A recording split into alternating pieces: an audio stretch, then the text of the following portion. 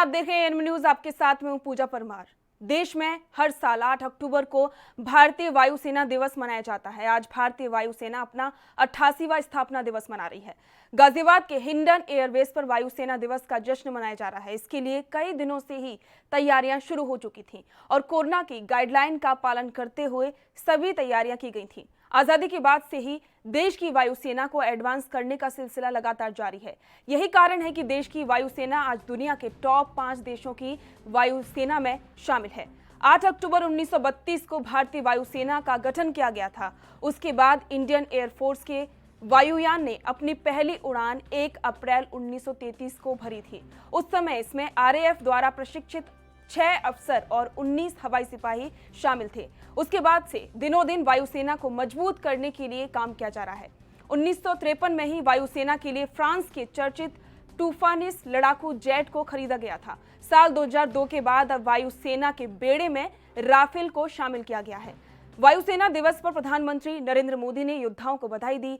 PM Modi ने tweet कर लिखा, एयरफोर्स डे पर भारतीय वायुसेना के सभी वीर योद्धाओं को बहुत बहुत बधाई। और ये हिंडन एयरबेस से सीधी तस्वीरें आप देख रहे हैं टीवी स्क्रीन पर। ये तस्वीरें गाजियाबाद के हिंडन एयरबेस से हैं, जहां पर वायुसेना का जो है जश्न शुरू हो चुका है। आज भारतीय वायुसेना का अहम दिन है। हर साल 8 अक्टूबर को भारतीय वायुसेना अपना दिवस मनाती है और आज 88वां स्थापना दिवस मनाया जा रहा है। ये सीधी तस्वीरें आप देख रहे हैं हिंडन एयरबेस से, जहां पर आज राफेल अपना करतब दिखा रहा है। आज का दिन बेहद खास है क्योंकि आज जो है सबसे ज्यादा ताकतवर लड़ाकू विमान राफेल वहां पर मौजूद है। आप सीधी तस्वीरें देख रहे हैं, भारतीय वायुसेना के बड़े बड़े जो लड़ाकू विमान है वो अपना करतब दिखा रहे हैं। सीधी तस्वीरें आसमान में जिस तरीके से वो अपना करतब दिखा रहे हैं और ये सारी तस्वीरें बहुत ही आकर्षित करती हैं। भारतीय वायुसेना एक अहम योगदान रखती है और आज भारतीय वायुसेना के लिए एक अहम दिन है क्योंकि आज ही के दिन भारतीय वायुसेना की स्थापना की गई थी। आज भारतीय वायुसेना अपना 88वां स्थापना दिवस मना रही है। ये सीधी तस्वीरें हिंडन एयरबेस से, जहां पर आज के इस खास दिन की ये जो तस्वीरें हैं वो सारी देख रहे हैं जिस तरीके से ये दिवस मनाया जा रहा है।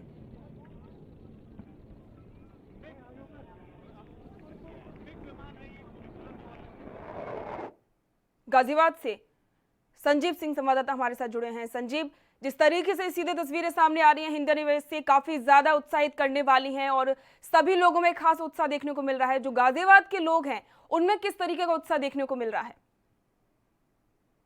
जी बिल्कुल पूजा, आपको बता दें जिस तरह से भारतीय वायुसेना दिवस आज जो है मनाया जा रहा है, हिंडन एयरबेस पे मनाया जा रहा है।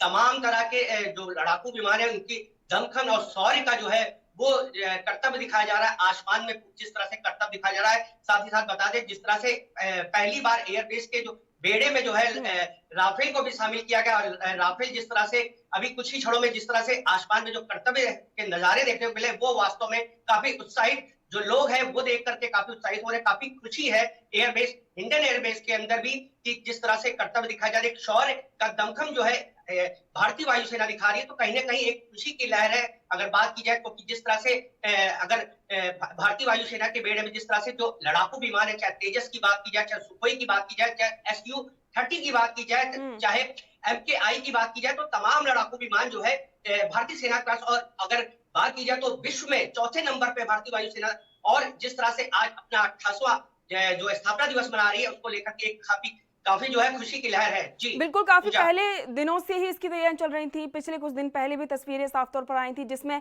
एक तरीके से जो भी जितने प्रोग्राम है उन सभी की प्रैक्टिस कर रही थी भारतीय वायुसेना। एक खास तरीके का उनमें उत्साह देखने को मिल रहा था। जी बिल्कुल, अभी 2 दिन पहले जिस तरह से रिहर्सल किया गया था हिंडन एयरबेस पे, तमाम जितने भी लड़ाकू विमान है उनके कर्तव्य दिखाए गए थे। तो आसमान में जिस तरह से लड़ाकू विमान अपने कर्तव्य दिखा रहे उसको लेकर के एक उत्साह, और जिस तरह का रिहर्सल जो है वो 2 दिन पहले भी किया गया था। लेकिन आज तो की स्थापना दिवस है भारतीय वायुसेना दिवस के लिए, तो कहीं ना कहीं एक खुशी की लहर है, पूरे देश में खुशी की लहर है। जिस तरह अगर बात किया तो कि राफेल इस समय शामिल हो गया और जिस तरह से जो ताकत दिखाई है भारतीय वायुसेना ने कि लड़ाकू विमानों में जिस तरह से तमाम लड़ाकू विमान जो है भारतीय वायुसेना के पास मौजूद भी है, उसको लेकर कहीं ना कहीं जो भारतीय सीमाओं के सटे जो देश भी है, वो कहीं ना कहीं जो है उनको काफी जो एक मैसेज मिल रहा है कि भारतीय वायुसेना इस समय कितनी ताकतवर है। जी पूजा। बहुत बहुत शुक्रिया संजीव इस तमाम जानकारी के लिए। आपको बता दें कि आज भारतीय वायुसेना अपना एक बहुत ही खास दिन मना रही है। ये सीधे तस्वीरें आप देख रहे हैं हिंडन एयरबेस से, जहां पर भारतीय वायुसेना के लड़ाकू विमान अपना करतब दिखाते हुए आसमान में नजर आ रहे हैं। जिस तरीके से सीधे तस्वीरें आप देख रहे हैं, किस तरीके से भारतीय वायुसेना के जो लड़ाकू विमान है वो अपना करतब दिखा रहे हैं, आसमान को चीरते हुए नजर आ रहे हैं। ये सीधी तस्वीरें हिंडन एयरबेस से आप देख रहे हैं। आज भारतीय वायुसेना अपना 88वां जो स्थापना दिवस मना रही है। कई तरीके से खास है क्योंकि इस बार कोरोना की महामारी का दौर चल रहा है, उसके बावजूद भी भारतीय वायुसेना का जो जोश है वो साफ तौर पर नजर आ रहा है। कोरोना महामारी के दौर में भी जिस तरीके का जो जोश जो है वो भारतीय वायुसेना में देखने को मिल रहा है, वो काफी ज्यादा आकर्षित करता है। हालांकि जो भी तैयारियां आज के दिन के लिए की गई है वो सभी कोरोना की गाइडलाइंस को पालन करते हुए की गई हैं, क्योंकि कोरोना महामारी का दौर चल रहा है, जिसको लेकर कोरोना का फैलने का भी डर सभी में बना हुआ है। लेकिन उसको देखते हुए पहले से ही सभी तैयारियां की गई हैं। और जिस तरीके से ये तस्वीरें आप देख रहे हैं हिंडन एयरबेस से, जहां पर आज जश्न मनाया जा रहा है भारतीय वायुसेना के स्थापना दिवस पर।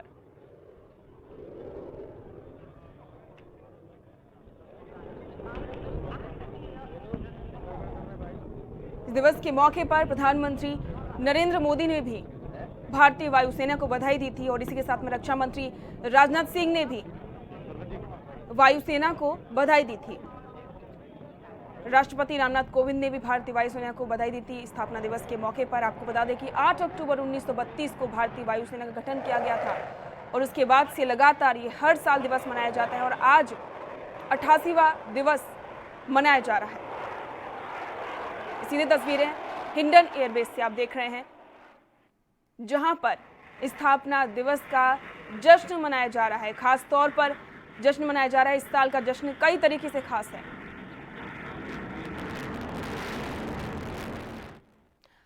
अनिल गौड़ डिफेंस एक्सपर्ट हमारे साथ जुड़ चुके हैं। अनिल जी, बहुत बहुत स्वागत है आपका एनबी न्यूज पर। अनिल जी से हमारे संपर्क अभी टूट गया है। आपको बता दें कि भारतीय वायुसेना आज अपना स्थापना दिवस मना रही है।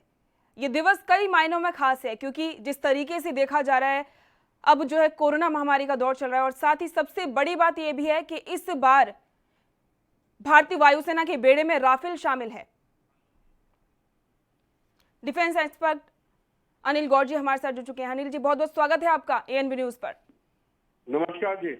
वायुसेना आज अपना स्थापना दिवस मना रही है। अनिल जी, काफी ज्यादा खास दिन है। जिस तरीके से लगातार हर साल ये दिवस मनाए जाते हैं, आज भी उतनी ही उत्सुकता के साथ में भारतीय वायुसेना अपना दिवस मना रही है। आपके शब्दों में जानना चाहेंगे भारतीय वायुसेना की जो महत्व है उसको हम जानना चाहेंगे। देखिए, भारतीय वायुसेना की जितनी प्रशंसा की जाए कम है। जम्मू कश्मीर को भारत के अंदर रखने के लिए, बचाने के लिए पाकिस्तान के जो सैनिक और रजाकार जो उन्होंने भेजे थे 47 के अंदर, अगर भारतीय वायुसेना नहीं होती तो अभी ये जो हमारे जो अक्टूबर 27 1947 को जब पहला हमारा डकोटा लैंड हुआ और उसमें फर्स्ट 6 बटालियन लाने वाले और एयरफील्ड बचाने वाले ये भारतीय वायुसेना ही थी। और उसके बाद आपने देखा जितनी लड़ाइयां हुई हमारी, जब भी जरूरत पड़ी, चाहे वो लड़ाई है, चाहे वो आप इंटरनल ड्यूटीज हैं, कहीं किसी के फ्लड्स हैं, कहीं किसी का आपदा है, वहां पे भारतीय वायुसेना हमेशा आगे रही है। उनके हेलीकॉप्टर, उनके बाकी जो मैं कहूँगा, बिना भारतीय वायुसेना के हमारी जितनी लड़ाइयाँ थी उनमें हम कामयाब नहीं होते। 71 किस हिसाब से हमारे जो हंटर्स ने एक पूरा आर्मर्ड ब्रिगेड जो है पाकिस्तान का नष्ट कर दिया और वो दुनिया में माना जाता है सबसे बड़ा एयर स्ट्राइक था और सबसे बड़ा जो टैंक डिस्ट्रक्शन थी वो भारतीय वायुसेना ने की। और उसके बाद में अभी आप करगिल लड़ाई में देख लीजिए किस हिसाब से उन्होंने अपने इतने मुश्किल हालात में जब ऑर्डर दिए गए थे कि भाई आप एलओसी को क्रॉस नहीं करेंगे, फिर भी उन्होंने जो टारगेट थे उनको नष्ट किया वहां पे और भारतीय सेना को वहां कामयाबी देने में मदद दी। बिल्कुल इसी अनिल जी, जिस तरीके से लगातार जो है हम देखते भी हैं कि कितनी, जब भी कोई भी युद्ध होता है, बड़ा युद्ध होता है, या फिर उसके बाद से जब लगता है कि जो कि थल सेना है या फिर जो जल सेना है वो थोड़ी सी बैकफुट पर आ रही है या फिर वो थोड़ी सी कमजोर पड़ रही है, तो उसके बाद से जो है वायु सेना ही एक तरीके से उनको शक्ति प्रदान करती है। देखिए, वायुसेना हमारी हमेशा ताकत रही है। अफसोस है कि 1962 में जब चाइना ने हिंदुस्तान के ऊपर आक्रमण किया तो उस टाइम वायुसेना को नहीं इस्तेमाल किया। अगर उस टाइम भी किया होता तो ये जो आज की जो प्रॉब्लम है साइड चेन वगैरह में लद्दाख के अंदर, ये प्रॉब्लम होनी नहीं थी हिंदुस्तान के लिए। वायुसेना ऐसी एक हमारा एक मैं कहूँगा एक ऐसा आर्म है कि जब भी जहाँ पे भी हमें जरूरत है वहां पे स्थित जो है हमारे एयरक्राफ्ट आके वहां मदद करते हैं। अब आप देखिए इनकी जो क्षमता है वो इतनी बढ़ गई है। अभी लेटेस्ट जो हमारा रफाल इंडक्ट हो गया है, उसके साथ में चिनूक हेलीकॉप्टर्स आ गए, अपाचे अटैक हेलीकॉप्टर्स आ गए हैं। इस हिसाब से हमारी जो क्षमता है वो वायुसेना की और बढ़ गई है। और अब S-400 जो हमारा एंटी मिसाइल सिस्टम जो है, एंटी एयरक्राफ्ट सिस्टम है जो रशिया से, वो भी आने वाला है, जिससे कि जितना हमारा जो वो एक कहते हैं ना एक कवच जो है वो पूरा का पूरा वायुसेना देने में मदद करेगी। और एक बात और है कि वायुसेना सिर्फ युद्ध ही नहीं, रक्षा के लिए ही नहीं, बल्कि जब भी कोई भी आपदा आती है भारत में, कभी भी बाढ़ जैसी आपदा हो गई या फिर कोई बड़ा कोई भी बात होती है, तब हर एक मोर्चे पर वायुसेना जो है तैनात रहती है। बिल्कुल, आप देखिए जब भी जरूरत पड़ी है हमारे जो वायुसेना के जो हेलीकॉप्टर्स हैं वो वहां पे पहुंचे। अभी आप लेटेस्ट आप देखिए जब मालदीव के अंदर एक जब कू हुआ था तो भारत के जो सैनिक हैं उनको हमारे वायुसेना के जहाज ही लेके गए वहां पे इमीडिएटली, और जिससे कि वहां का जो कू है जो खत्म हुआ। और वो आज तक मालदीव जो गवर्नमेंट है वो भारत के मतलब कि गुण गाती है और कहती है कि अगर भारत नहीं होता तो हमारे जो इधर है ये सत्ता पलट जाता। जब भी कहीं पे भी यहाँ भारत के अंदर नहीं आसपास के मुल्कों में भी जब भी जरूरत पड़ती है भारतीय जो हमारे वायुसेना के जहाज हैं वो, अभी आप देखिए जब ये कोविड का भी जब ये जो हुआ है आपदा हुई है उसके अंदर भी हमारे जो जहाज हैं वो मेडिकल सप्लाईज लेके चाइना तक गए हैं लेके, हालांकि और बाकी कंट्रीज में भी गए हैं। जिस जगह भी जरूरत पड़ी है हमारी वायुसेना जो है हमेशा खड़ी रही है। और पूरा का पूरा मैं कहूँगा हमारे जो पायलट्स हैं दुनिया के अंदर उनके मुकाबले के कोई भी नहीं है। जिस हिसाब से वो सेकंड के अंदर आप देख लीजिए हमारे जवानों को वो सप्लाई देते हैं, जिस हिसाब से वो हेलीकॉप्टर चलाते हैं वो हेलीकॉप्टर की क्षमता से भी ऊपर, जो उनकी सीलिंग है उससे भी ऊपर चलते हैं और अपनी जान की परवाह नहीं करते। और वहां से आप देखिए जब कभी इवैक्यूएट करना होता है कोई सैनिक वहां पे किसी मेडिकल प्रॉब्लम की वजह से, इमीडिएटली जो है हेलीकॉप्टर उठ के जाता है और वहां से लेके आता है। वो उस टाइम हमारे जो ये जांबाज हेलीकॉप्टर पायलट हैं वो ये नहीं सोचते कि भाई क्या है वहां पे हमारा हेलीकॉप्टर इस हाइट पे चल सकता है नहीं चल सकता। ऐसे ऐसे उन्होंने कारनामे किए हैं कि अगर आप उनको लिखना शुरू करें तो इतनी बड़ी एक किताब बन जाएगी कि वो दुनिया के अंदर जो है लोग देखते हैं। और आज भी हमारे जो हमारे वायुसेना के जो पायलट्स हैं वो दुनिया में उनका जो लोहा मानते हैं सारे कि हमारे पायलट सबसे अच्छे हैं। और अब इनके पास जो इक्विपमेंट है वो भी अच्छा आ रहा है। तो आने वाले दिनों में आप देखेंगे कि वायुसेना जो है हमारी वो बिल्कुल ऐसी होगी कि कोई उसको छू नहीं सकता। और हिंदुस्तान की जो ऊपर कोई अगर बुरी नजर उठाएगा तो उसकी नजर जो है उसकी आंखें जो है वो वायुसेना जो है बिल्कुल। अब तो वायुसेना में जो है सर महिलाओं की भी काफी भूमिका मानी जा रही है, आप इसको किस तरीके से देखते हैं? देखिए महिला शक्ति जो है वो तो मातृशक्ति वो तो बहुत अच्छा है। और मैं कहूंगा कि अब तो ये फाइटर पायलट्स में भी आ गए और अभी रफाल के अंदर भी जो है हमारी जो महिला शक्ति है वो जो पायलट बन के आ रही है। तो औरतों का जो मैं कहूँगा महिला शक्ति का फाइटर पायलट्स में, ट्रांसपोर्ट एयरक्राफ्ट में तो पहले ही थे, हेलीकॉप्टर पायलट भी थे और अब नेवी के अंदर भी आ गए हैं।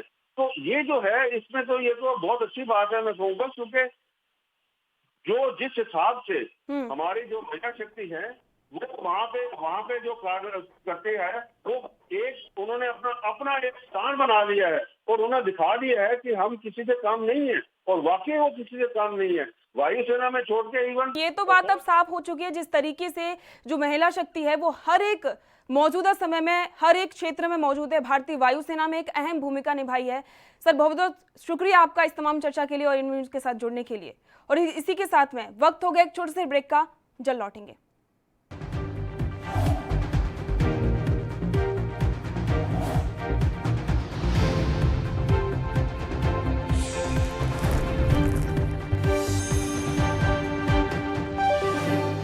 क्या आप दुबले पतले कमजोर हैं, आपकी सेहत नहीं बनती, भूख कम लगती है, वजन नहीं बढ़ता? दरअसल मेन बात खाना पीना खाना नहीं है, मेन बात है खाया पिया लगना। और अगर खाया पिया लगेगा ही नहीं तो सेहत बनेगी कैसे? इसलिए हमारी संस्था सन्यासी आयुर्वेदा ने एक ऐसी दवा बनाई है जो कि आपके पाचन तंत्र को, आपके लीवर सिस्टम को ठीक करने का काम करती है, ताकि आप जो भी खाएं उसका पूरे का पूरा निचोड़ आपके शरीर को लगे, आपकी भूख बढ़े, खाया पिया सही से लगे, नया खून बने, हड्डियों में जान आए, वजन बढ़े, ताकत बढ़े, चेहरे पर नूर आए और आप मोटे तगड़े खूबसूरत पर्सनैलिटी के मालिक बन जाएं। यह दवा पूरी तरह से आयुर्वेदिक होती है। इसका शरीर पर कोई भी साइड इफेक्ट, कोई भी नुकसान या दुष्प्रभाव नहीं होता। लड़के लड़कियां दोनों इसका इस्तेमाल कर सकते हैं और पहले 15 दिन के अंदर ही आपको इसका असर महसूस हो जाएगा। सिर्फ 650 रुपए की पूरे 1 महीने की दवा होती है और आप इसे घर बैठे 01145454545 पर फोन करके दवा मंगवा सकते हैं।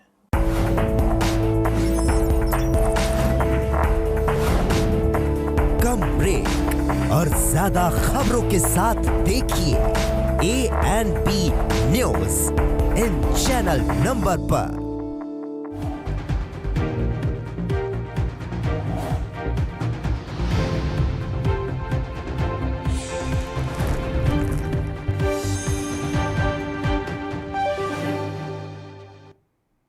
ब्रेक के बाद आपका स्वागत है। उत्तर प्रदेश की हाथरस में कथित गैंगरेप केस और मौत के मामले में योगी सरकार आज सुप्रीम कोर्ट में हलफनामा दाखिल करेगी। देश की सर्वोच्च अदालत ने हाथरस केस को भयानक बताकर राज्य सरकार से निम्न 3 बिंदुओं पर जवाब देने के लिए कहा था। पहला बिंदु यह है कि पीड़ित परिवार और गवाहों को किस तरह की सुरक्षा दी गई है, और दूसरा, क्या पीड़ित परिवार ने अपने लिए वकील नियुक्त कर लिया है, और तीसरा, इलाहाबाद हाई कोर्ट में मामला किस स्थिति में है। बता दें कि कोर्ट ने यह भी कहा था कि वह जांच को सही तरीके से चलाने के लिए उचित आदेश जारी करेगा।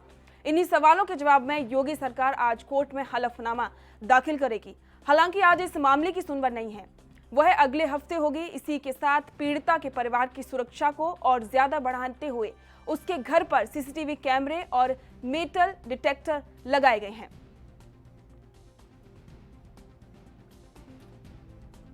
पुनीत मोहन संवाददाता ज्यादा जानकारी के लिए जुड़ चुके हैं। पुनीत, आज योगी सरकार हलफनामा दाखिल करने वाली है, क्या कुछ जानकारी है? देखिए, आज सुप्रीम कोर्ट में योगी सरकार हलफनामा दाखिल करेगी और जो उत्तर प्रदेश के सॉलिसिटर जनरल हैं वो वहां पर आज सरकार की ओर से हलफनामा दाखिल करेंगे, जिसमें सीधे तौर पर सरकार ने जो भी आज तक जांच हुई है SIT की वो रिपोर्ट लगाई है, साथ ही CBI जांच की सिफारिश करी है और इसके साथ ही जिस तरीके से उत्तर प्रदेश में जातीय दंगा फैलाने के लिए हाथरस को मुद्दा बना करके 100 करोड़ रुपए की फंडिंग की बात सामने आ रही है, उसको लेकर के भी हलफनामा दाखिल करेगी और कोर्ट से रिक्वेस्ट करेगी कि इसकी भी CBI जांच कराई जाए। सीधे तौर पर अगर हम बात करें हलफनामे में, तो रेप की पुष्टि नहीं होने की रिपोर्ट लगाई गई है, यानी कि रेप नहीं हुआ है। और जिस तरीके से आज तक जो भी जांच हुई है, चाहे वो हाथरस पुलिस की हो या SIT को हो, उसकी पूरी रिपोर्ट बना करके आज कोर्ट में प्रस्तुत करनी होगी। पुनीत, एक बात तो ये भी है ना कि जब जिस तरीके से आपने बताया कि जो भी रिपोर्ट में लिखा गया उसमें रेप की पुष्टि नहीं है, लेकिन SIT अभी भी जांच कर रही है, उसको अभी 10 दिन का और समय है, तो फिर किस तरीके से योगी सरकार ने हलफनामा दाखिल करेगी? देखिए, हाल फिलहाल में अभी तक जो एसआईटी की जांच हुई थी उसके अनुसार अलीगढ़ में जो टेस्ट हुआ है उसमें भी रेप की पुष्टि नहीं आई है। उसके बाद सफदरजंग अस्पताल में जो टेस्ट हुआ है उसमें भी रेप की पुष्टि नहीं आई है। ऐसा हलफनामे में दाखिल किया गया है। साथ ही एसआईटी की ओर से जो भी बयान लिए गए हैं सभी के बयान उस हलफनामे में दर्ज हैं और सरकार की ओर से एक रिपोर्ट लगाई गई है कि सरकार इस पर राजनीतिकरण ना हो, इसके लिए सीबीआई जांच की भी मांग कर रही है। हाथरस रेप के जो आरोपी हैं उन्होंने पुलिस अधीक्षक हाथरस को भी एक चिट्ठी लिखी है और उसमें लिखा है उन्होंने कि परिवार जो है पीड़ित परिवार उसके साथ उनकी दोस्ती थी, उन्हें फंसाया गया है, पूरे मामले की जांच कराई जाए। चिट्ठी में आरोपी ने लड़की से दोस्ती की बात भी कबूली है। ऐसे में कहीं ना कहीं सबके बयान दर्ज हुए हैं, चाहे वो आरोपी पक्ष हो चाहे वो पीड़ित पक्ष हो, और जो बयान दर्ज हुए हैं उस पर जो रिपोर्ट तैयार करी गई उस आधार पर वो रिपोर्ट आज हलफनामा दाखिल करेगी गवर्नमेंट सीधे तौर पर सुप्रीम कोर्ट में। जी लेकिन पुनीत, जो बयान पीड़िता ने दिया था उसकी मृत्यु से पहले उसने एक वीडियो पीड़िता का सामने आया था, तो उसमें उसने साफ तौर पर कहा था कि उसके साथ में रेप हुआ है। तो फिर अब जब जिस तरीके की रिपोर्ट सामने आ रही है उनका क्या मतलब है?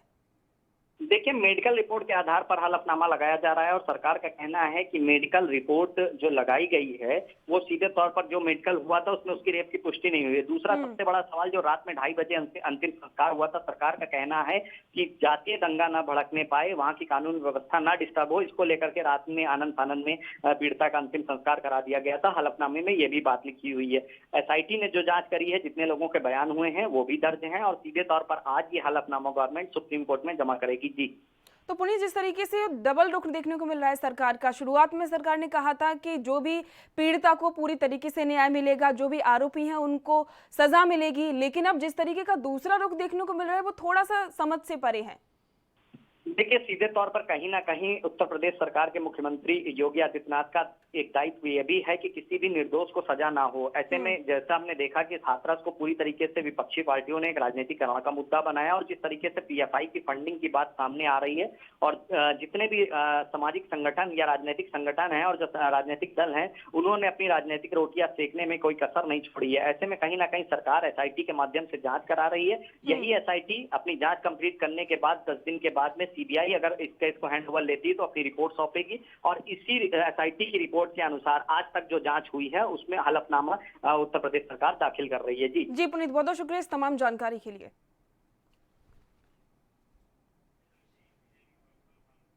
और इसी के साथ में इस पर चर्चा के लिए हमारे साथ में बीजेपी प्रवक्ता पंकज जोशी जुड़ चुके हैं। पंकज जी, बहुत बहुत स्वागत है आपका एएनबी न्यूज पर। जी धन्यवाद।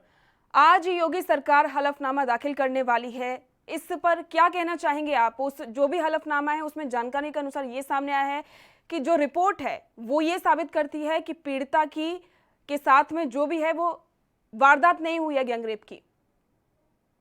जी आज जो हलफनामा योगी सरकार दाखिल करने वाली है उसमें पीड़िता के साथ में रेप की पुष्टि ना होने वाली रिपोर्ट दाखिल की गई है। सर, क्या कहना चाहेंगे इस पर?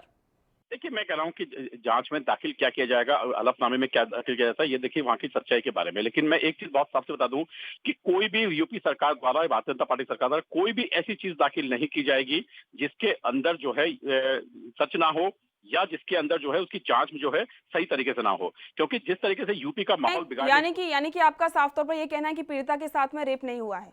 नहीं, हम नहीं कहना, ये नहीं कहना है। देखिए, मैं फिर आपको कह रहा हूँ, ये नहीं कहना है।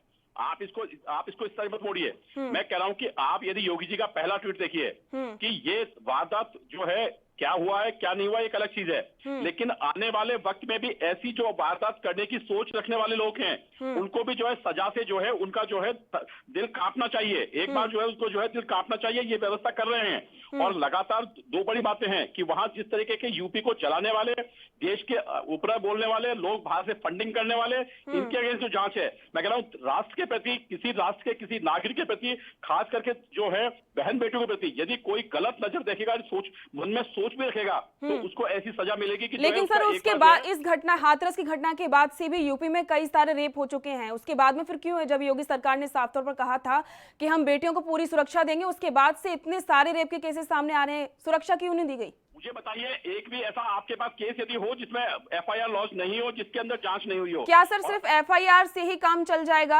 एफआईआर से काम चल जाएगा? हाथरस केस में अभी तक कुछ भी स्पष्ट नहीं हुआ है। एसआईटी को और ज्यादा 10 दिन की मोहलत दे दी गई है। अगर एसआईटी ही इतना समय लेगी तो फिर सीबीआई कब जांच शुरू करेगी? देखिए मैम, मैं आपको छोटा बता दूं, मुझे बताइए, चलिए बताइए, बाबरी कांड कब हुआ था? बाबरी का इससे कोई लेना देना नहीं सर, आप कहां जोड़ रहे हैं? बाबरी मैं से कह क्या रहा हूं, लेना आप देना? आप कह रहे हैं एसआईटी को 10 दिन का समय दिया है। मैं कह रहा हूं यदि 10 दिन के अंदर समय देकर के 7 दिन का समय और 10 दिन का समय, 17 दिन में आप चार्जशीट फाइल कर देंगे, तो मुझे बताइए 17 दिन का टाइम कितना टाइम है?